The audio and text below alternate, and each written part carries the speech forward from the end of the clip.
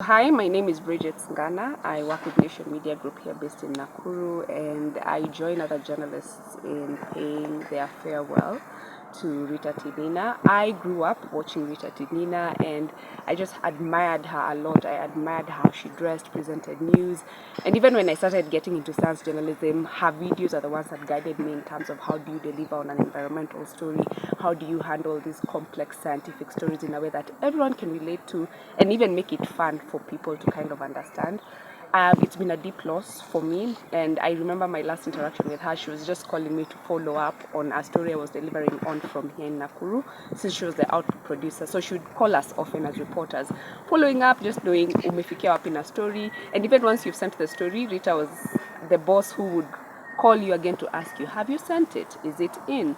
She was so meticulous in her work, and I think that's my take home today. This morning, I also had the chance to go to the morgue at Umash, where her remains were before. Now they were taken home for interment, and for me it was just a really sobering moment, how fickle life is. But I admired the fact that she looked at peace, and I'm also overwhelmed by the love that Rita had. And I think me as a journalist, I'd like to emulate that even when I'm gone, what will people remember? And I think I will remember her work ethic, and I really wish that I'd have told her I admired her when I met her at a work function sometime late last year. But anyway, such is life. Sometimes you live with regrets, but I am grateful that she got to be my boss.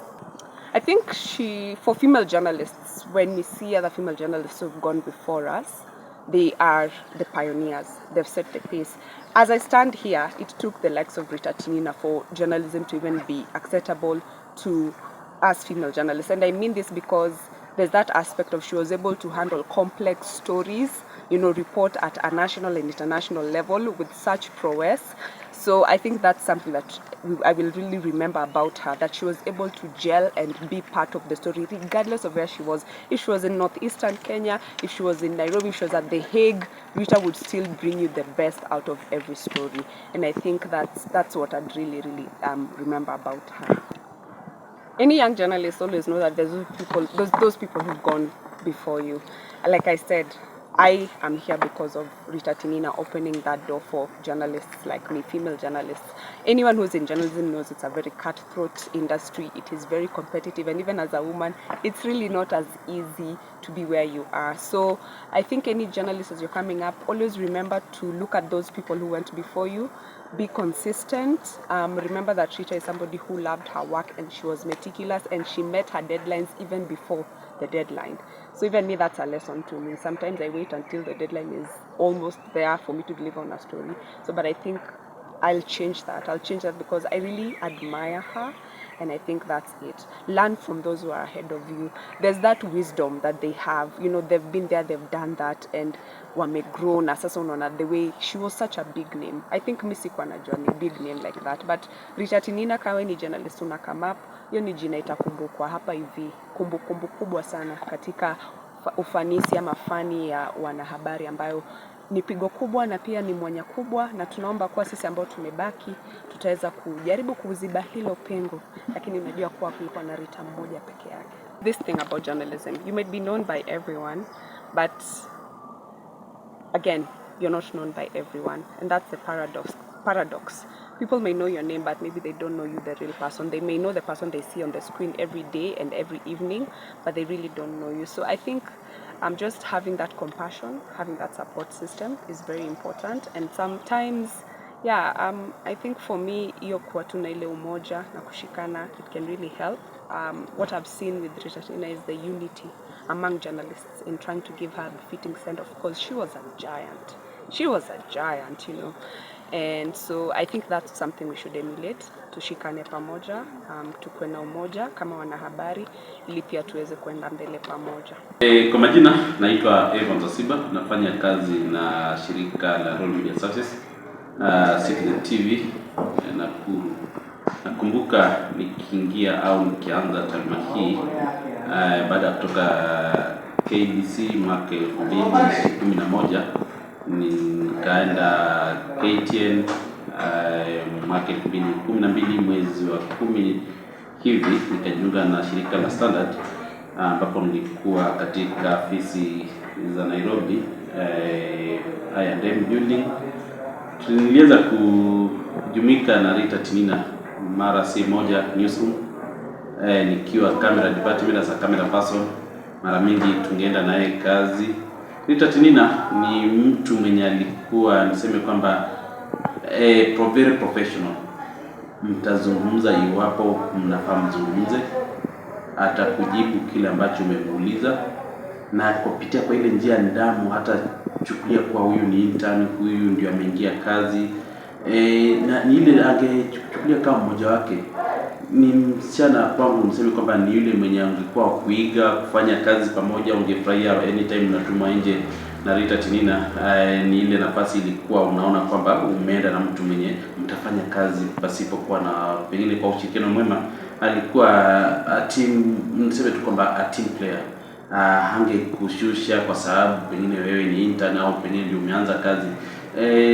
Ni mtu mwenye alikuwa na urafiki.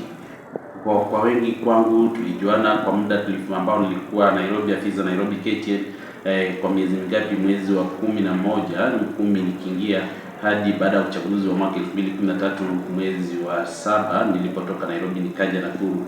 Rita Tinina alikuwa yule mtu mwenye ungeiga mambo mengi, ungesoma mengi kwake. Kwa hivyo tutamkumbuka katika kazi hii, katika mambo mengi ambayo amechangia na ambayo ametufunza sisi ambao tulikuwa nyuma, sisi ambao tulikuwa tukiingia alikuwa tayari ashaanza taaluma hii. Kwangu niseme kwamba ni pigo kwetu, na tumuombe kwamba Mungu aweze kumpokea na kumweka mahali pema. Kile nilijifunza na Rita Tinina, vile nilivyosema, ni kwamba hangebagua kuwa huyu ni intern na huyu pengine tajriba yake au uwezo wake hajabobea katika kazi ya wanahabari. Alikuwa yule mtu wa kuchukua wote. Wewe ndio umeanza kazi, lakini atakuchukulia kama yule mwenye umekuwa na uzoefu, umefanya kazi pale, atakupa mafunzo, atakupa mahali, kukupa nafasi ya kujifunza na kwa heshima na kuheshimu, bila kuweka kwamba huyu bado pengine ni mchanga katika tasnia hii ya wanahabari. Kwa hivyo Rita alinifunza kuonyesha kuwa huyu ambaye anaanza leo, huyu ambaye anaingia leo newsroom, miaka 5-10 huenda atakuwa mahali kwenye atanisaidia au atasaidia kizazi kingine cha wanahabari. Kwa hivyo kwangu kile ambacho kubwa nilijifunza kwake ni kuhakikisha kuwa yule ambaye ana nafasi, yule ambaye ako tayari kujifunza, mpe nafasi ya kujifunza moja mawili. Na vile vile pia ni mtu mwenye wa kuhakikisha kuwa pengine niseme tu kuwa cha muhimu zaidi kwake ilikuwa ni heshima. Uwe mdogo mkubwa, umeanza kazi, ulianza kitambo, haingekuwa pengine ungepewa reporter fulani mwende kazi kufanya interview fulani, akifika pale akudalilisha, akifika pale afanye sema kama media kusema kila kitu. Rita hapo mtu anakaa tabia kali. I knew her from what she did, the work that she was doing. Of course, I would see her on TV, and sometimes when she would visit some of these regions, we would see her reporting on some areas. Her death really got us by surprise. She passed on while still young, and I suppose she was at the prime of her career. But we allow the God's will to take charge, and for us from this side, we wish that soul will rest in eternal peace. Naitwa Richard Mausi, mwanahabari wa gazeti la Taifa Leo na Daily Nation. Kipindi hiki cha majonzi, natumai kwamba Rita, ingawa ametuacha, Rita Tinina, mwanahabari wa NTV, natumai anasherehekea kwa sababu ya mazuri aliyoyafanya katika tasnia ya wanahabari. Na kama wanahabari ama jumuiya ya wanahabari tunasema kwamba mwanahabari huwa anazikwa akiwa hai, akifa wanamsitiri tu.